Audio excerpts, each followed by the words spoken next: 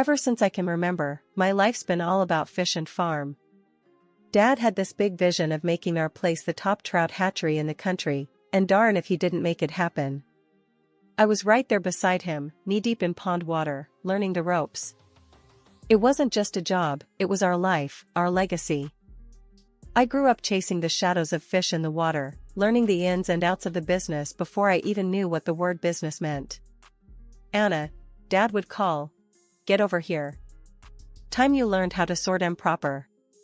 Sorting the trout was an art, separating the vibrant, thrashing life into groups that would define their journey in our farm.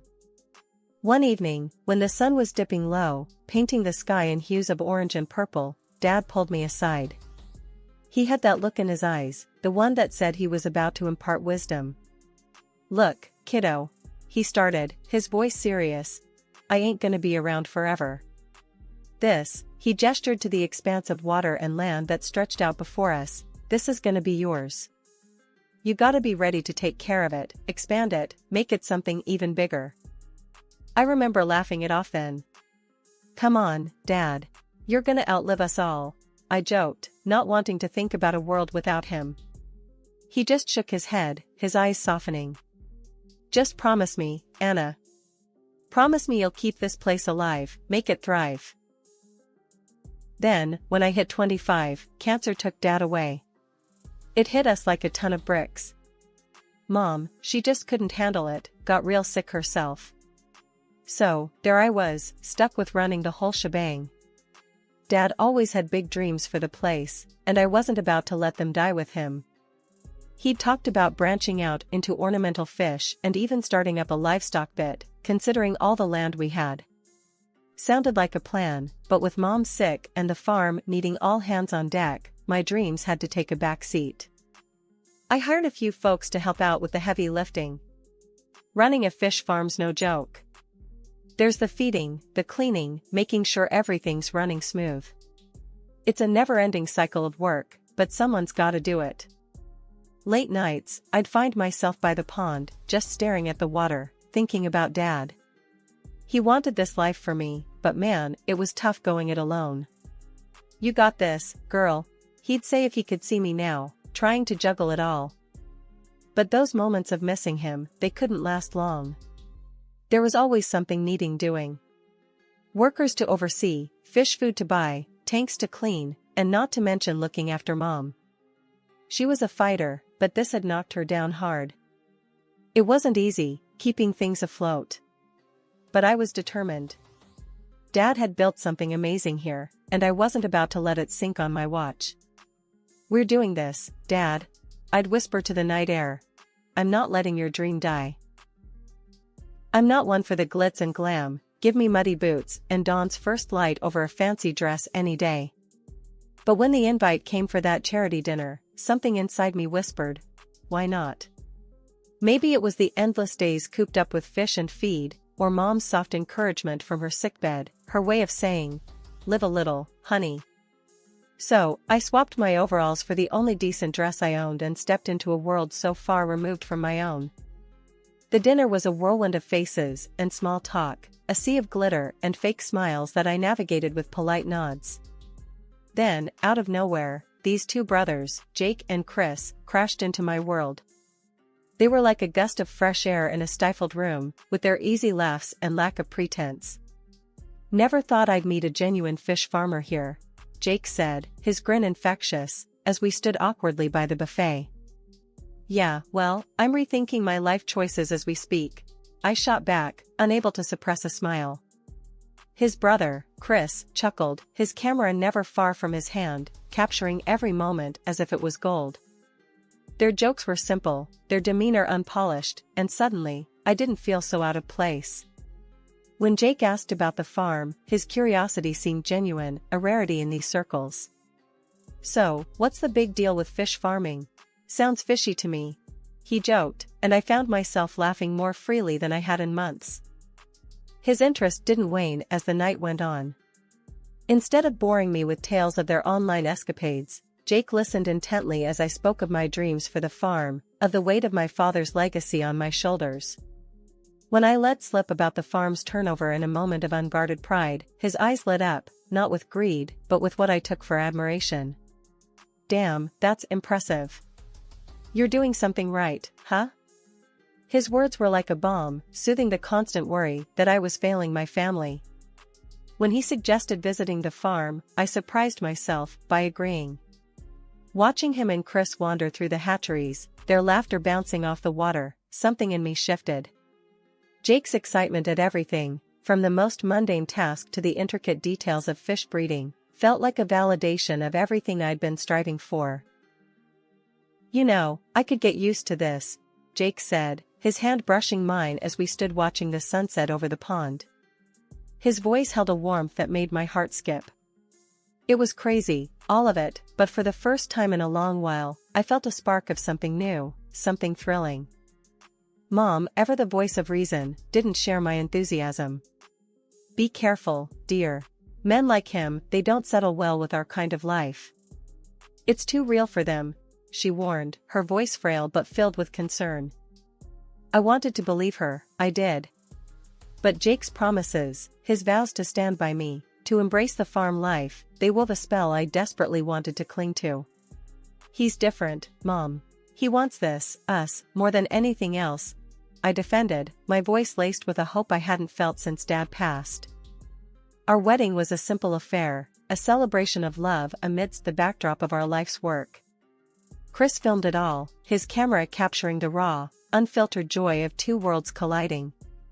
The farm, with its endless skies and the gentle lull of water, bore witness to our vows. It was perfect, despite the nagging doubt that occasionally whispered, "What if Mom's right?" Life on the farm took a new turn when Jake moved in. Initially, his enthusiasm seemed genuine. He'd wander around with his camera, capturing every mundane task as if it were a spectacle. But as days turned into weeks, the facade began to crumble. "Hey, babe, watch this," he'd call out, gesturing for me to redo a task just so he could get a better angle. It was all for show. The reality hit hard one afternoon as I was knee-deep in pond maintenance, and Jake was nowhere to be found. I spotted him eventually, lounging under the shade of an old oak, phone in hand, lost to the world. Marching over, I couldn't hide my frustration. "Thought you were gonna help today. These ponds don't clean themselves, you know." He looked up, a lazy smile spreading across his face. I am. Just taking a little break. Gotta keep the fans updated, right? It was the same excuse every time. His help was minimal, his interest fleeting unless it served his online persona. Even when he did pitch in, it was half-hearted, his efforts more a hindrance than a help. I remember the first time I tried to teach him about the feed ratios for the trout. "So, you gotta make sure it's precise. Too much and you're wasting feed, too little and they won't grow right," I explained, handing him the scoop. He took it, nodding, but his attention was elsewhere. "Got it. But hey, wouldn't it be cool if we did a dramatic feeding frenzy video? Imagine the views on that." The seriousness of our work, the balance of life in our hands, reduced to mere content for views. It grated on me, but love has a way of painting red flags as mere decorations. My mom, ever the observant one, despite her illness, saw through him from the start. One evening, as I sat by her bedside, she took my hand, her grip surprisingly strong. "That boy, he's not here for the farm, or for you, not really. You see it, don't you?" I wanted to deny it, to defend him, but the words stuck in my throat. Deep down, I knew. Yet, acknowledging it felt like admitting a defeat I wasn't ready to face. After yet another day, where his promise to help turned into hours of him fiddling with his phone, I had enough. "Jake, I really need you to actually help around here. Not just for show," I said, the annoyance clear in my voice as I wiped the sweat from my brow. The farm wasn't a playground, it was hard work, and I was doing it all. He paused, something in his expression shifting. For a moment, I thought maybe he finally got it. "Look, I know I haven't been all hands-on with the farm stuff," he started, his tone surprisingly serious. His eyes flicked to his brother, who was leaning against the barn door, watching us. "But how about I handle the finances, huh? Take that load off you?" His brother nodded, almost imperceptibly, but I caught it. A silent conversation seemed to pass between them, one I wasn't privy to. It gave me pause, but the sheer thought of having one less thing on my to-do list was tempting. "You sure you're up for that?" I asked, skepticism heavy in my voice. Managing the books wasn't glamorous work, but it was critical to keeping the farm afloat. "Yeah, babe, I got this. Trust me," Jake said, with a confidence that didn't quite reach his eyes. His brother pushed off from the door and added, "Jake's got a head for numbers. You won't regret it." Maybe it was the exhaustion talking, or the part of me that still wanted to believe in the man I married, but I agreed. "All right, you take over the finances." "But Jake, this is serious. We can't afford any mistakes." He nodded eagerly, almost too eagerly. "You got it. I'll take care of everything. You won't have to worry about a thing." 6 months into our marriage, Jake hit a rough patch with his vlogging. Views were down, and so was the money. One evening, he dropped the bombshell. "Babe, I gotta head to the city, figure some stuff out with my brother. The channel's tanking," he said, not even looking up from his phone. I was slicing vegetables for dinner, and I paused, knife in midair. "And what about the farm? What about us?" My voice was calm, but inside, I felt a storm brewing. He shrugged, packing his camera gear with more care than he'd ever shown our life together. "It's just for a while. You can handle things here, right?" I nodded, tight-lipped. Deep down, I knew I could handle the farm, I always had. But watching him walk out that door, I felt a loneliness clamp down on me, cold and unforgiving. Not 2 weeks later, Mom's health took a nosedive. She had been my rock, and now she was slipping through my fingers. When she passed, I was a mess. I called Jake, desperate for a shred of comfort. "Jake, Mom's gone. I need you." I sobbed into the phone. There was a pause, and then, "Babe, I'm swamped. The city's buzzing, and we're onto something big. I can't just drop everything." His words hit like a slap. Too busy. For his own wife's grief. I hung up, the phone slipping through my numb fingers. 3 agonizing months later, Jake decided to grace us with his presence. He strutted onto the farm as if he hadn't abandoned me, when I needed him most. "Look at this place. It's been too long. But hey, I've got news," he announced, a grin plastered on his face. I was in the middle of feeding the fish, my hands covered in muck. "News?" I echoed, not sure I wanted to hear what he considered important. "Yeah, found a new feed supplier. Cheaper, faster growth. We're gonna save a ton," he said, his eyes alight with what I assumed was a rare flicker of responsibility. I straightened up, wiping my hands on my apron. "We don't use chemicals, Jake. You know this. Our reputation is built on quality, natural growth." He waved me off, his excitement undimmed. It's just business, babe. We need to think about profits. Besides, I've got even bigger plans." That caught my attention. "Bigger plans?" He nodded, eagerly. "A massive event right here. Celebrities, influencers, the works. It'll put us on the map." I stared at him, disbelief and anger swirling. "An event? With all these people, and fireworks? Do you even understand what that could do to the fish, to the farm?" His face fell into a frown, his patience thinning. "It's decided, all right? It's gonna be epic." I watched, helpless, as the preparations began. Trucks rolled in, carrying equipment that had no place on a farm. Tents sprung up like mushrooms after rain, transforming the land into a foreign spectacle. As the day of the event dawned, the farm no longer felt like my sanctuary. It was invaded, overtaken by strangers with no care for the life we nurtured. The air buzzed with anticipation, a stark contrast to the usual serene mornings. Jake was everywhere, playing the gracious host, while I lingered on the sidelines, watching the chaos unfold. The fish ponds were off limits, but that didn't stop the occasional guest from wandering too close, their curiosity piqued by the very heart of our farm they knew nothing about. As evening approached, the concert began. Music vibrated through the air, an alien sound against the backdrop of nature. I watched from afar, my heart sinking with each beat. Then came the fireworks. Bright, loud, and utterly terrifying. I could only imagine the panic it caused beneath the water's surface, the home to our precious fish, now a battleground of noise and light. The fireworks had just fizzled out, leaving behind a smoky silence that hung over the farm like a bad omen. I was clearing up some of the mess left by the guests when I heard them, Jake and his brother, huddled together in the shadows, their voices low but charged with excitement. "That was epic, man. Did you see the views rolling in?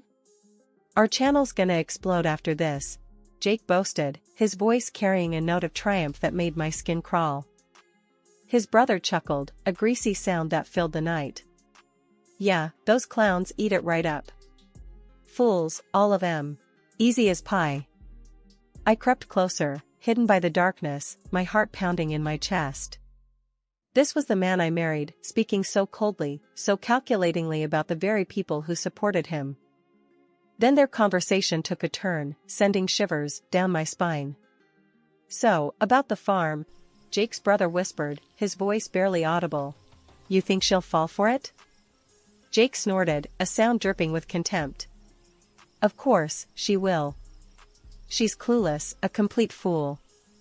Just a little charm, and she'll sign whatever I put in front of her. Might not even have to forge it." They shared a low, conspiratorial laugh, and something in me broke. My mother's warnings, the doubts I'd pushed aside, all came crashing down in that moment. The next evening, at dinner, I faced them both. Jake, with his easy smile and lying eyes, and his brother, the silent accomplice. They exchanged quick glances, thinking I was none the wiser. I smiled back, a mask of complacency over my raging thoughts. "Dinner's great, isn't it? Hope the farm's growing on you, Jake," I said, my voice steady, betraying none of the turmoil inside. "Oh, it is. It's fantastic here, Anna. We're gonna do great things," he replied, reaching for my hand across the table.